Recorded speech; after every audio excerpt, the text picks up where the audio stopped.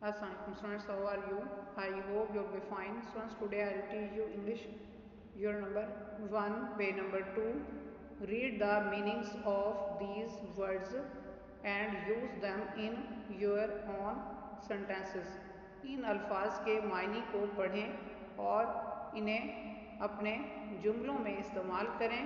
इसमें नंबर 1 पे वर्ड है रिलायबिलिटी, इंग्लिश में मीनिंग है कंसिस्टेंसी, उर्दू में मायने है एतबार। इस वर्ड को सेंटेंस में इस तरह यूज़ किया जाएगा, I can testify his reliability, मैं उसके एतबार की गवाही दे सकता हूँ या मैं उसके एतबार की गवाही दे सकती हूँ।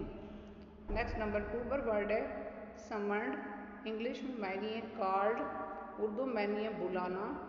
इस वर्ड को सेंटेंस में इस तरह यूज़ किया जाएगा, the king summoned the poor farmer, बादशाह ने गरीब किसान को बुलाया। नेक्स्ट नंबर 3 पर वर्ड है क्लॉक, इंग्लिश में मीनिंग है शॉल, उर्दू में मायने है चादर।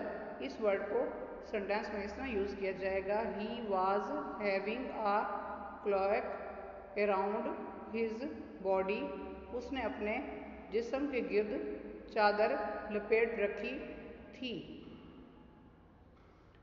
नेक्स्ट नंबर 4 पर वर्ड है स्ट्रंच, इंग्लिश में मीनिंग है फर्मिस्ट, उर्दू में मायने है सख्त। इस वर्ड को सेंटेंस में इस तरह यूज़ किया जाएगा, he is staunch enemy of his cousin, वो अपने कज़न का सख्त दुश्मन है।